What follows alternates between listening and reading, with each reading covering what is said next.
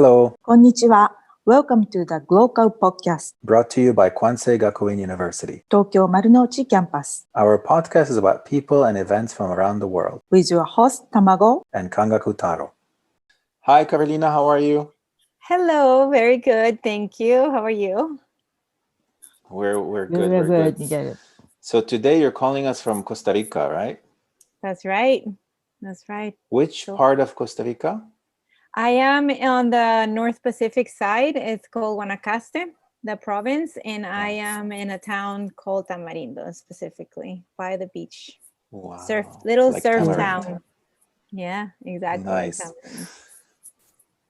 Okay, so tell us a little bit about your background and how you got into coffee. Well, since I was young, I always had an inclination for food. Don't ask me why, because my mother hated to cook. My dad is not a cook. I don't come from a line of cooks or anything like that. Tamago is a great cook, by the way, as you know. I know. Oh no! Don't mention I in miss- front of her. She's I a great. No, I miss her cooking so much. But anyway, so maybe I did grow up eating just regular Costa Rican food, which is very basic rice and beans and vegetables and things like that. We don't have an extravagant cuisine by any means, but it's very satisfying and is wholesome and healthy. And but I don't know, sometimes you're born with certain curiosities, and this was certainly one that happened because of a movie called Babette's Feast. I don't know if you know. That's right. Yeah. It's a beautiful food movie, and that is the movie that made me fall in love with food in a different plane, in a different level. So I just started to be more curious as I grew up, and eventually when I was after high school, I tried to do the normal thing, and I enrolled in anthropology to study anthropology. But that one thing led to another, and I ended up being a nanny for a family in Colorado for a little bit when I was 19 as an exchange program, like as a student exchange.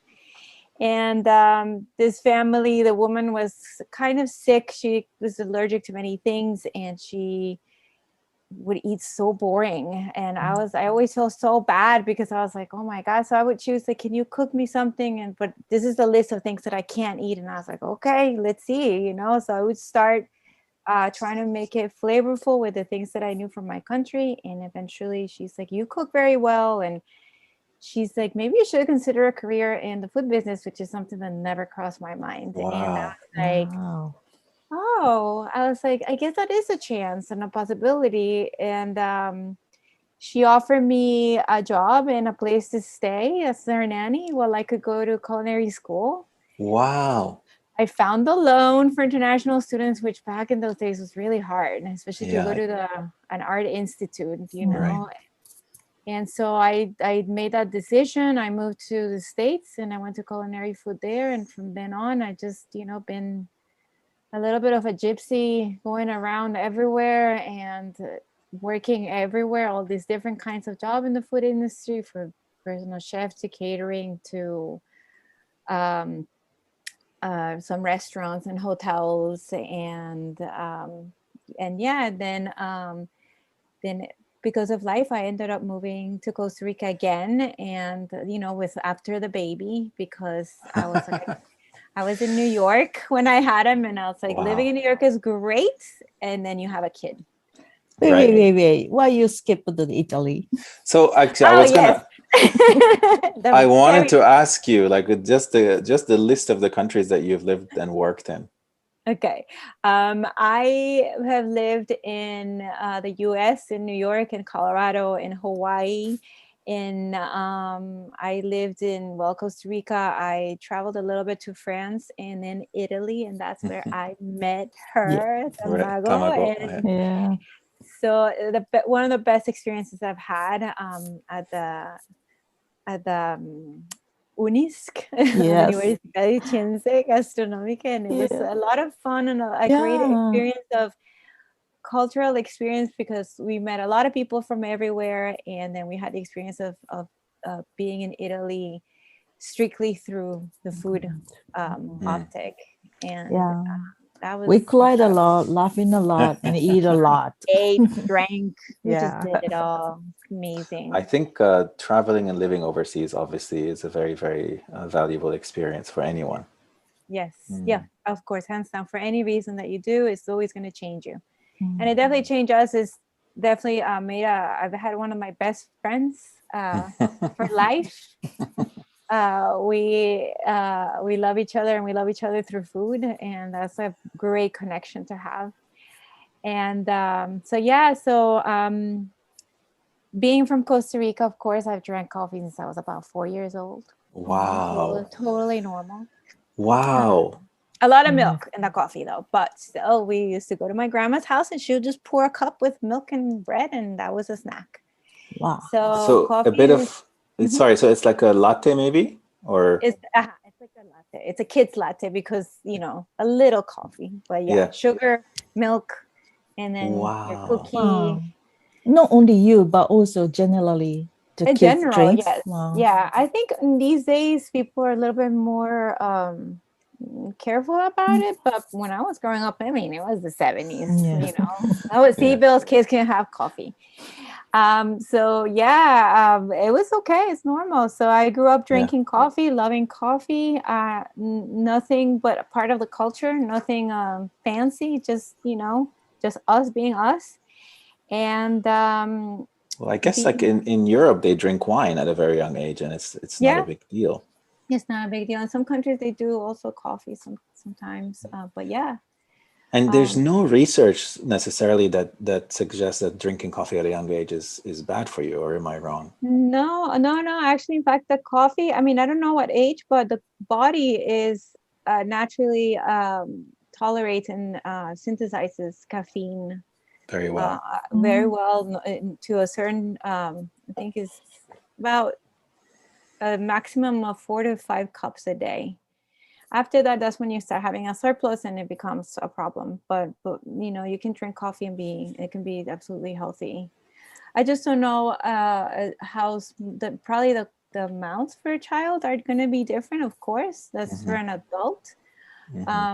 But I mean, we slept through the night and it was not a problem.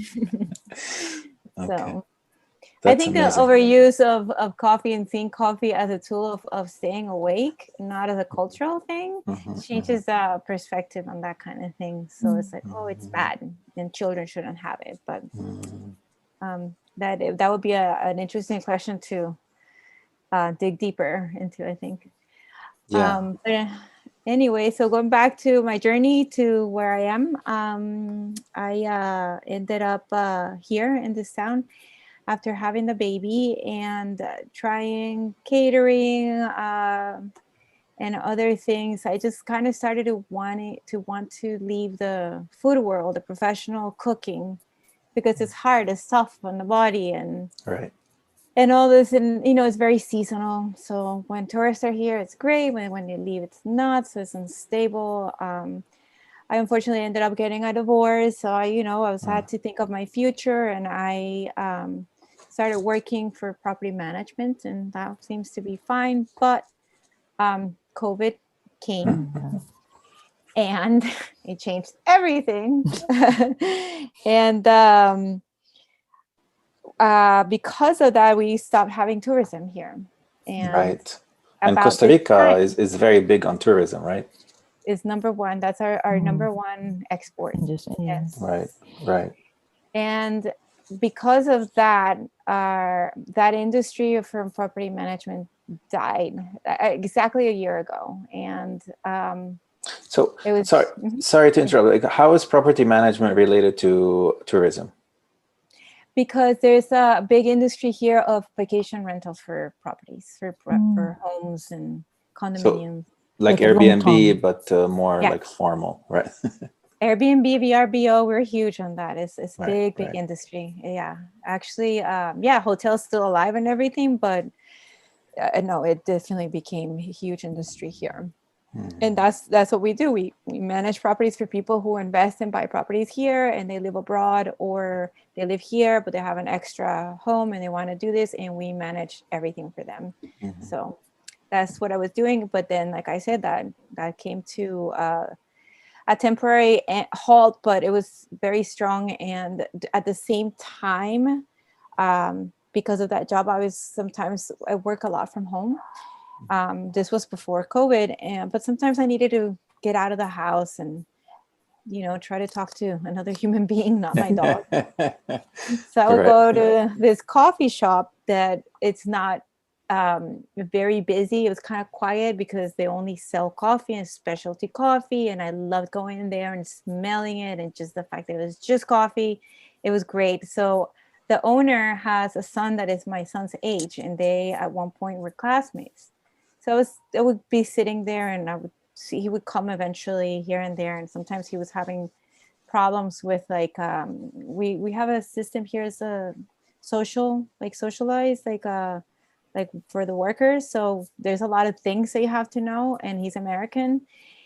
And sometimes I would see him struggle, and I knew about these things. I was like, can I say something? And I would just like give him my unrequired opinion, but I saved him. Politely. I saved him very politely a couple of times, and he's like, oh, thank you. So I ran into him at the store one day, and he just turned around and looked at me, and he's like, would you be interested in helping me out of the coffee shop? And I was like, because once you're in the food mafia, it's really hard. You never get out. It's so hard. And I was just like, yes, I could take a side job.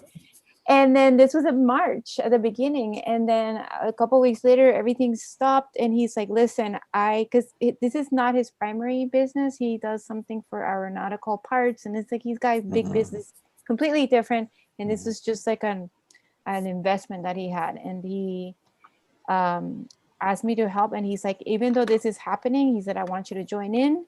So by May of last year, I joined in as the administrator, and the journey began, and it's been amazing, and I love it. And I'm like, just want to be in this forever. I love it. It's very passionate. Okay, And, so yeah, so basically we have so many questions. Shoot. Tamago, do you have a question first? Well, so I have many questions, but so the first of all, basically, in Japan, we don't have coffee tree. I mean, some tree are there, but not for cultivation, not for coffee. So please tell me about the coffee itself first. Yeah, like when you plant plant. and when you cultivate, and then so how long does it takes to grow the trees, and then tell us the basics. Coffee it's Costa Rica is in particular is special because we have microclimates, right? Yeah. So that's very important in coffee production, to have a specific temperature. And like wine, we have terroir. So we have in Costa Rica, we have volcanoes that gave us lands that have been fertilized, and that helps. We have, even though we have ocean and we're small, we have the right elevation for the coffee. It can't be too cold, it can't be too warm. So for example, in Guanacaste, in the region that I am, the people relate this to surf and beaches and hot weather, which is really hot. Like where I am, it's extremely hot. It's like right now, it's like, and but there are certain areas of the province where you get the right elevation, and you can grow coffee. So it's very special because of that reason. We have actually one of our farm that we have our coffee is owned by our roasters, and it's within the blue zone area, because as you know, Costa Rica has a blue zone. It's in the area of Nicoya, and this coffee comes from that. What's a blue zone? A blue zone are these areas of the world, and Japan has one, and I think it's Osaka. Is it Osaka? I'm not sure which one, but it's there's 5 regions in the world, and one is in Greece, one is in California, Costa Rica, Japan, and the other one I don't remember. Italy is, in Mhm. Italy. And these areas have the most people, the centenarians, the people that live over 100 Oh, years. right. Oh, I think So it's Okinawa in Japan. Okinawa, you're Uh-huh, right. uh-huh. They study Mhm, these mhm. areas. In Costa Rica, in this area of Nicoya, we Mhm. have a blue zone, and Wow. our farm is in this blue zone. So Wow. one of our profiles is called Blue Zone Honey because of the process, and that's the one we have. So the plant, the coffee, it's like a cherry. The tree, Mhm. the fruit is a little cherries red, and it starts like little plant, and it grows, and I think it take about 3 years to start giving fruit. Mm. And then there's different types of processes to get the bean out of that fruit, and that will give the coffee a particular taste. And these processes are now becoming more and more popular, and people are being more interested about these processes. And coffee's commercial history has is they say it comes in waves, and there's a first, a second, third, fourth, and depending on the wave. For example, now people are more interested in provenance and wanting to know, who made this coffee, Right. what's the name of the farmer, or if region, everything. So there was a time of Starbucks and the drinks and the drink lattes and whatever they call them, because they have all these crazy names. Right. And now it's more, tell me where it comes from. I want to know The who, story. the story behind, Right. the millennials did this, which I think is good. I Yeah. think it's really good. Yeah. It gives it's not an easy industry. It's Mhm. big. It's very huge business, and these things can get easily lost in the Mhm. markets. So it's important. Supporting specialty coffee has a purpose too, a social purpose. So it matters. Can you tell us more about that purpose and how you support this purpose? Well, working, for example, directly with the producers, the farmers, we know where these come from. There's no middleman. We buy the coffee directly from them. That helps them, have better income, pay the families that work for them, have better pay rates for it, because the picking season, it's not a year-round thing. Mhm. Most countries have one harvesting season. Costa Rica, we're lucky, we have about three. And 3 a year? mhm, yes, because of the way our climates are. Mm. So for example, the December, January is the biggest, and I don't remember exactly when the other ones come. They kind of come close together, but they're a little bit apart. But we have a lot of immigration from Nicaragua to do this kind of work. So like, then by supporting the farmer, you support this immigration that comes here, and actually they come legally to do this Right. coffee picking, because they provide the hands to do The it. A labor. lot of Mm. Costa Ricans don't want to do it. They got lazy about it. And so it creates local, strengthens local economies, and also it goes a little bit beyond, and um, also for tourism. There's coffee tours, for example, that people like to come, and you want to see how it's done. And then, that's another way of promoting industries and jobs and things like that. And let's not forget about the satisfaction part, that is drinking an amazing cup, because it's like no comparison. Since I started doing this, I've ruined. I just, I can't drink just any coffee now. Right. Yeah. Yeah. I Yeah. go to the store and I buy a bag like an emergency, and I'm like, oh, I'm depressed. So tell us why that is. Like, how do you get access to better coffee? What's wrong with the coffee we buy at the store? What's like some of these details that most people So don't know about? like I was saying, the process of getting the coffee bean from the fruit to the coffee bean and getting it roasted. So when, for example, we're a roastery. We get the coffee, what is called green coffee, which are these sacks of literally looks green. Right. So, but to get to that process, it's either a natural process, washed process, or a honey process.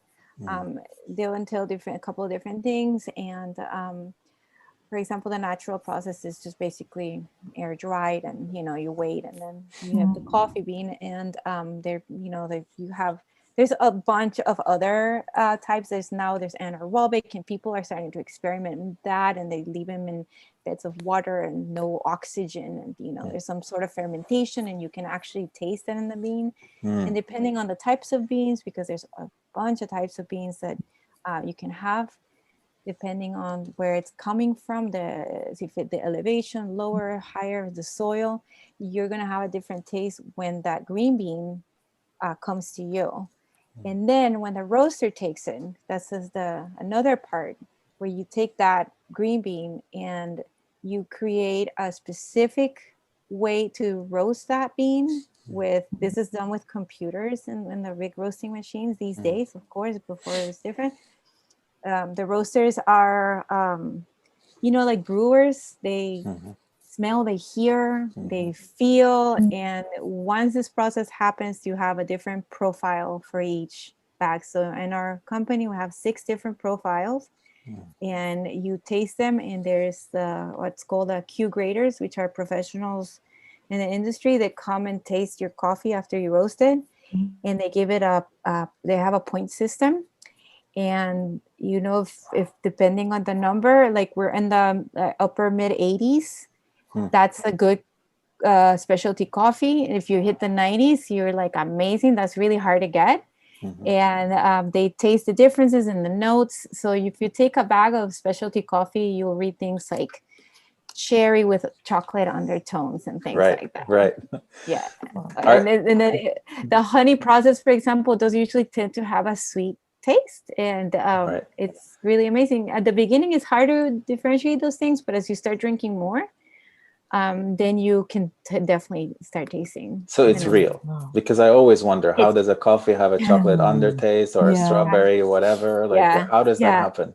Yeah, it's real. I like anything else, you have to train the palate, and some people are going to be like super good at it. Like, I'm not even close. Like, I'm starting to recognize things. The other day, I went to a lab here where from this coffee exporter person, and he invited me to do a cup. It's called cupping. So you have a bunch of cups, and the way they do so that you can have the aroma. So if you first smell it dry, when they grind it right in the moment, you smell the coffee, and then they pour the water and you let it sit, and then you take a spoon and then you just move it, and you sniff it, and then you clean that froth that's on top, and then you take a spoon that has to be cleaned with water every time, and you just kind of slurp like, and then you spit. And I was like, oh man, it was interesting, because after tasting, we tasted about, maybe, I don't know, there might have been 20 different lots from the same farms, there was 3 different farms, and each farm sends this guy samples from different lots, because each lot is going to have a different flavor, or the tones are like so hard to tell. They're really subtle. But this person who's been in coffee all his life, I was like, wow, it's like a sommelier. So he showed me, and then I told him, I feel like this one is almost like a tea. And he said, yeah, because this one is not, after you take it green, it has to sit on a warehouse and sit there and mature before they can even ship it. And actually, they were sending some to Japan. Actually, now that some of those lots, and he said if that is not left there enough, you're gonna feel herbal tones. That means it needs to sit more and mature. And I was like, all right, I picked that up. So I felt really good. Wow. But this takes years of practice. Wow.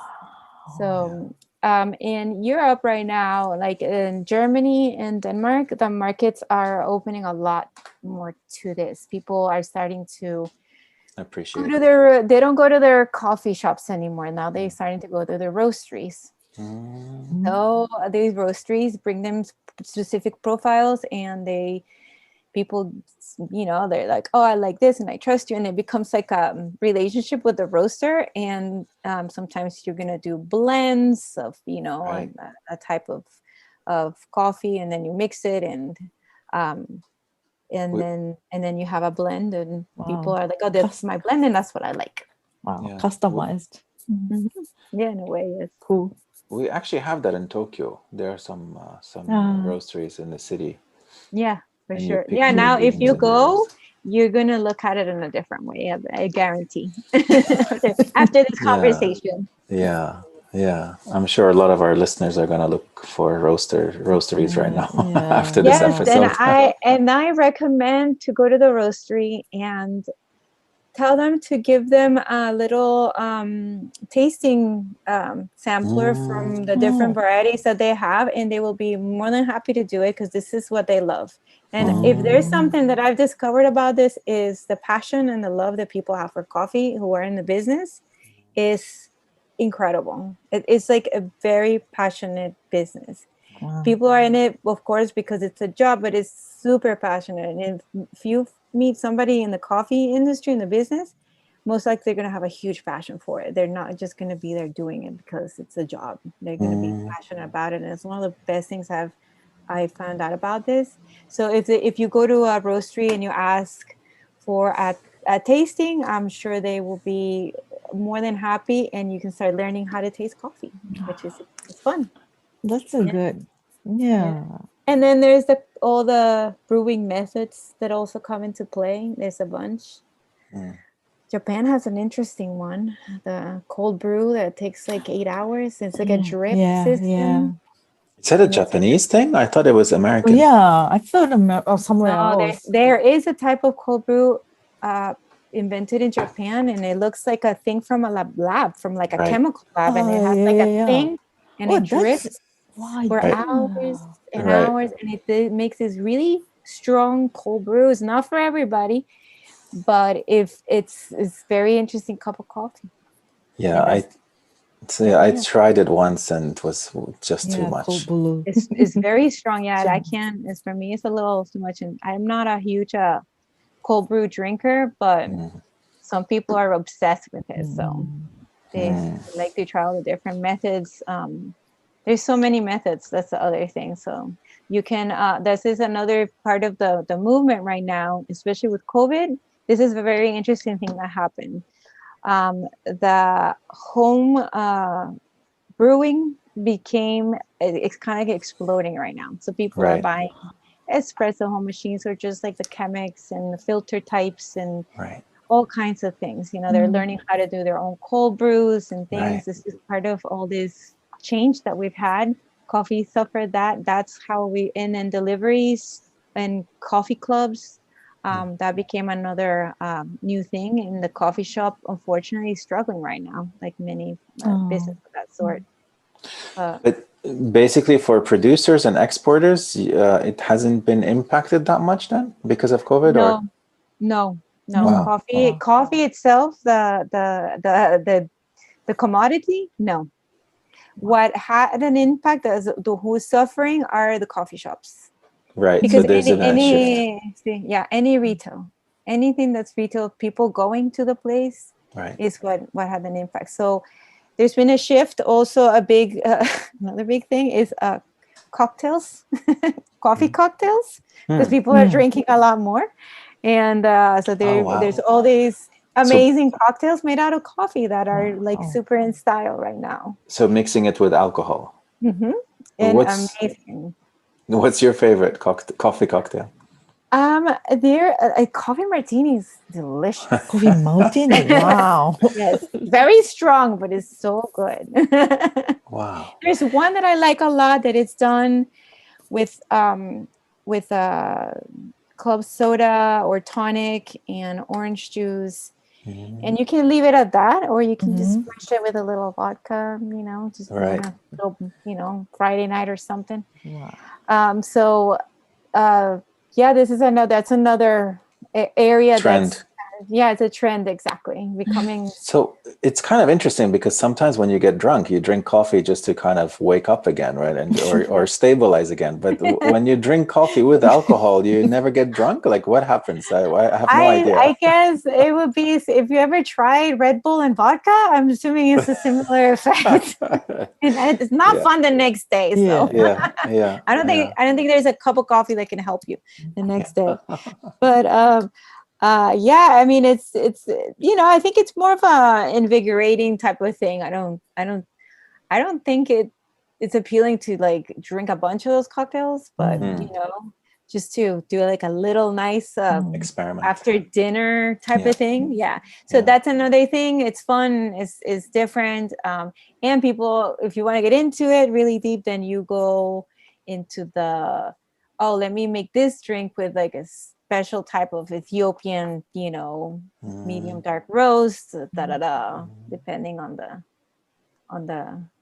provenance of the coffee, and then you can really get if you're going to become like super serious about all this stuff. But I think some of us are going to get more serious about coffee after this one. I think so. I'm telling you, when you go to a roastery now, you're going to have questions, and you're going to look at the menu in a different light. Yeah. And actually, like I think I am more likely to ask for a tasting now. I never thought. Never thought. Yeah. The tasting. Yes. Yeah, it's really fun. I highly recommend it. And I'm sure a lot of these roasteries have things that you can put together with groups of people. I know with COVID now it's hard, but I don't know how you guys are doing there. But here, okay. We're doing with like, we had like some people getting married, they had their bubble, and we did a tasting for them. And we brought them in the roastery, and, we had roasted some coffee. So the smell is there. Nice. You start, it's like anything else. You might not know anything, but as you start getting to know, then you notice initially little subtle differences, and then you'll drink a cup of coffee from the supermarket, and you're going to taste that burnt flavor that not, or a bean that hasn't been harvested well, that hasn't been the process of the ripening and the bringing from fruit to bean hasn't been done well. Maybe it wasn't stored well, it wasn't transported well. Maybe they don't have the right bags, and they keep it in a warehouse with soap for laundry soap and all that stuff. Wow. Coffee absorbs the odors very much. This is why you see it in the perfume shops. I don't know if you've ever noticed that. Sometimes when you go to a perfume shop, there's coffee beans. Oh, right. Yeah. To clean your it smell. neutralizes the smell. Yeah. So for example, in a roastery, in the roastery side, we don't allow nobody can eat anything, because we take care of the bean that well. We don't want any smell, even though they're in sealed containers or in bags. We just keep the roastery just for coffee. So all these factors that eventually will end up in your cup, and then of course the roasting methods, if they just throw it in big machines that they're not calibrated well, they might over roast it just for a little bit. That one, like 30 seconds or 20 seconds extra, can make the difference. And then certain beans are not gonna do they're gonna have the same flavor. There's Robusta and Arabica, which are like the two main, and from there Arabica is usually going to be the one you want to go to. So so, and then all these things that end up in your cup, and then you drink a cup. Like the other day I was driving and I had to stop at a gas station to get a coffee. It was not a good experience. Wow. So we're going to become coffee snobs also after yes, this. please. Please. Definitely. Wow, so deep about a coffee. Yes. Yeah. And this is me not knowing really that much. Compared to how much you know about food. Yes, or compared to like a coffee expert, like a person who's been this in years and they Yeah. know like more and they've lived it, because like I say, this is a passion career, so something that eventually starts becoming a part of you. So Yeah. yeah, you're gonna be able to. That's what I'm shooting for in my future. So what's your biggest goal right now when it comes to coffee? Your personal goal or objective for the next, let's say, year or two or five? In a specific with the company that I'm working for, I want this brand to be known in the country a lot more because people come to this town and they buy our coffee and they love it. But then they go back to their home in Canada or Europe or wherever, which is great. I love that we get tags on Instagram from people drinking coffee in Switzerland and they like, how can I get it here? And we're starting to work on shipping it more further away. We ship to the States and Canada quite often, but not further away. But the other day we sent some to Brazil. We sent a package to Brazil because the guy Hopefully, loves our Brazil, coffee. Yeah, he loves our coffee and so he's from Brazil. you the should, biggest country to produce the coffee. And they're having Yes, really good specialty coffee yeah. producers there. But he likes it becomes a very personal thing. So he Right. likes our coffee, and we have to ship it to Brazil. So my goal is that people from Costa Rica have this experience because, ironically, the best coffee of this country gets exported. Of We course, don't yeah. we don't drink it, so Is people it, don't know. is that because foreigners are willing to pay more than Costa It's Ricans, or you know what? It's a market thing. So yeah, brokers sell the coffee and they yeah, ship it because you get more money. that's So right. this is So Yeah. this is part of specialty coffee mission is to get it everywhere. And one of the good things about e-commerce is that it allows this because, for Right. example, we're going to start doing. We're going to partner up with an initiative, like a startup that wants to distribute specialty coffee, Costa Rican coffee, in Costa Rica. Hmm. And they called us, and I'm like, of course, we want to be part of it Nice. because this is a way for people, and especially because our coffee has the name Tamarindo, so say people know. Um, it The would be region. something like saying Tokyo Coffee Right. Roasters. Like Right. it brings them directly to here, and Right. that already it's huge. Like for people to think, oh, really? And that's interesting. And I want the brand to be something that makes people curious about drinking coffee, about drinking our coffee, and learning about the region here in Guanacaste has really good coffee because our biggest stars here are coffees like Tarazu or Dota. You'd hear those names more. Naranjo, those are the ones that win the prizes and everything. And this is such a small region. People think that it doesn't even exist. So when I tell even Costa Ricans, no, we have really good coffee in Guanacaste, they're like, really? And when I give them a bag, change their minds. It's an experience. Yeah. So even Costa Ricans don't realize that they have high quality coffee. That's really interesting. Wow. No, I grew up drinking really bad coffee, actually. Now that I know.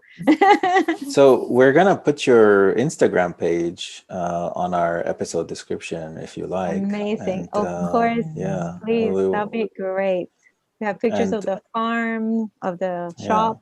It's beautiful. yeah, Yeah. It's- Beautiful and photos. so in return, we really want some coffee for ourselves, you know. Yes. So you can bribe us. Okay. Yeah. I would love to. I would love to. There's actually Well. talk in the company about they're trying to send some to Japan for some tasters there. But Okay. we want to refine the profiles and we're working on them. We have to get them better. And then we want to send that there because there is a thought about doing that. But yeah, so Well, I'm coming in with that kind of a spirit of not making a huge thing, but I definitely want the coffee to go further, than just the tourists grabbing the bag here. I want the brand. I think it's a great brand. I believe in it. So oh, we're happy to help you in Japan at least Yeah, if we can. definitely. awesome. Yeah, Great. yeah. No Great. worries. Yeah. Oh, then one more things I want to ask you about the environment in Costa Rica. So I'm glad the COVID-19 doesn't affect that much for the producers, farmers. But how about global warming? I mean, the climate changes. affect to your, the producing Well, coffee? the when I said that the producers weren't like impacted by COVID in the sense that maybe coffee sales, because people kept drinking coffee. They were impacted. I want to clarify. And I don't know very deep how the markets, play with all these things, but always the little guy is gonna hurt. Always. Mm. So they global warming and whatnot impacts like anybody else in the world right now in the sense that um, it nobody knows what's gonna happen. So when you expected rain, then it doesn't come, or then it comes too much. But coffees, one of coffee's biggest enemies are bugs, certain bugs, Oh.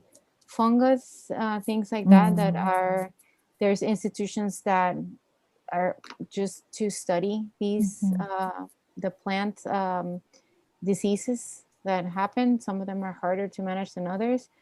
That's why coffee is a very hard plant to have organic. You don't see a lot of organic coffee. It's not that easy. It's expensive. Interesting. Um, so in global warming, that would be like the sense, I think, more just like weather changes that are hard to understand now. But Do you feel it? Do you uh, recognize compared yeah, to when yeah, you're small and or yeah, the 10 days? yeah. We've had a couple of very, very dry seasons, like abnormal, too dry, too many fires. Where the rainy season wasn't too strong, so then we had a very short rainy season. When days would be like you raining here pretty much all day. It was like maybe one rain in the afternoon, and then only a couple of months, and then we're back to dry season. And those were a few years that were like that. And the way we feel it is, I'm sorry, when for example, we would be with water cutoffs. We wouldn't have water. We knew only maybe a couple hours a day, and then we didn't have any more water. So you had to have a tank, fill it up, and then be very cautious. That's not happening. It hasn't happened in the last 2 years because it rained. So now we're like back to having water, which is nice. But it's definitely happened where we like what's happened, or the floods that have affected a lot of people. Crazy floods in times that we're like, well, it's not even supposed to rain. Same in Japan. Yeah. It's just an imbalance, and you can tell by those kind of things. But yeah, so no, going back to the producers, they probably I want to reiterate a little bit because they probably have been impacted by COVID in some way or another. Not like, oh no, nothing's happened, but I just know that when it comes to people consuming coffee, it hasn't really slowed down in the sense. It's just more like when you look at it in more like the markets, like retail coffee shops. Those are the people that have been impacted the most. Okay, yeah, sure. Hopefully, with the vaccine, things are going to start to get better, right? Yes, Yeah. exactly. Yeah. Yeah, coffee shop. Everybody's dying to go and be themselves again. So I think there might be then a comeback of of people going back to the coffee shop and visiting their favorite barista, and now getting into this type of coffee and the roasteries, and everybody's gonna want to be going out and doing things. So hopefully we'll get back to not normal, because it'll never happen again, but at least to a life where we can be interactive again. It's kind of interesting because even though now more and more people are drinking coffee at home and making better coffee at home, actually the history of coffee, which really started in the Middle East, East Africa, and then exported to Europe and the rest of the world, it's always been very social, right? Yes. Oh, it's yes. always Absolutely. been about having it with other people, right? Yes, 100. That's what I was saying at the beginning, that for us drinking coffee it was a cultural thing. We get up in the morning, we drink it because we enjoy it. We don't use it to get up. We just enjoy drinking that cup of coffee, which is very, very different. Here, you did not. We have Starbucks now, but it didn't it didn't become this thing. People still sit down when they even with their cardboard cup, and people still sit down to have the coffee because Right. people like to sit down and drink coffee. Right. My mom, you cannot catch her dead drinking from a cardboard cup. She gets upset. It's like you're insulting her. She's like, "Give me, no, I need a cup, like a real cup." So What's it's her not favorite for her. cup? Like, porcelain, like, a mug, something that no glass. It has to be like porcelain, like It's kind of funny because you wouldn't drink Serious. wine in a cardboard cup, right? So she has a No. point. Oh yeah, no, it's Yeah. she considered it like an insult. She's like, do not, and she's like, and it's so hot. Like why people drink this boiling hot thing that tastes horrible in a Yeah. cardboard cup? Like it makes absolutely no sense to her. And I I'm think- with her, to be honest. I'm I totally think, with yeah, her. we are with Yeah. your mom also, I Yeah, think. yeah. Yes, I think that it is just a waste for the environment. It's trash. It's like that needs to be canceled. That is 100%. such a good point. Wow, Yes. yeah. So go to your coffee shop, go to your roastery, Bring your sit cup. down, Yeah, with bring your cup, or sit down with your friend, and then 15 minutes, enjoy your cup, talk, and then leave. And that's that's more human. yeah. And absolutely. this True. whole drive through, let's get and go. That's we know who to thank for this. And So we're gonna let's kill not- this trend. Let's decide to Yes, put yes. an end to this trend. Yes, let's make it die. Okay, so Carolina, it's almost been an hour. So I'm gonna ask you the same question we ask everyone on our show. Anything that we didn't ask you about? Any final thoughts that you want to share, or anything specific that you want to share with the Japanese audience? Well, I want to share maybe a point of view when, like, just to, coffee is such a big part of life of everybody pretty much. I know some cultures and most cultures drink tea, and Japan is a huge consumer of tea, but coffee has always been around, and the impact it has in Costa Rica. We were a nation of agriculture and farmers, things like that back in the day, and in the 1800s, like about 1820, Costa Rica, this is when Costa Rica started exporting coffee, and we had what was called the golden era that we had. And this is when people who owned the coffee plantations became very wealthy out of this, and they started to send their children to study in Paris and Europe, and this changed our whole cultural out view and our future and history. Wow. People came back with ideas, with art, with music, and it impacted our country in such a big way that it defined it in many ways to Great. what we are today. Because if you look at Central America, we're very different, and we have Yes. things that you think, why? Coffee has a lot to do with that. So that just shows you how coffee can change a nation, the world. We welcome people from all over the world now because people choose to come to Costa Rica for a reason. Because That's we're incredible. different. Yeah. Yeah. Well, So I've been to Costa Rica, and I want to mention the fact that you're, I think, the only country in the world that doesn't have a military, that doesn't have an army. an army. Yeah. You have a Yeah. police, Yeah. and also you're one of the safest and historically peaceful countries in the world. Yeah.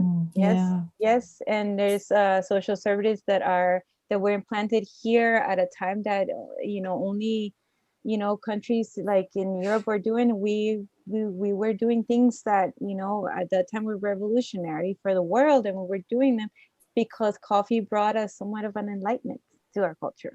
That's So- incredible. I had no idea. That's, if your listeners want to be passionate about that little cherry, you can dig into the history and understand the impact that it's had. Like, it can do that. It can change people like that much. And it's allowed me to speak to you today. So Yeah, we are it's- so happy to have you. yeah. Wow. Thank So you. I love it. What a great way to end this episode, right? It's very, very nice. Yes. Thank you so much, Carolina. Thank you so Thank much. you. I hope that I passed on some of that passion now, and everybody, let's go get a cup. Yeah, well, I'm pretty sure you have. Yeah. Yeah, yeah. Thank you. Thank you. Okay. You're welcome. Wow. Thank you for joining us for another episode of The Glocal with your host, Tamago. And Kangaku Taro. See you next time. Bye bye.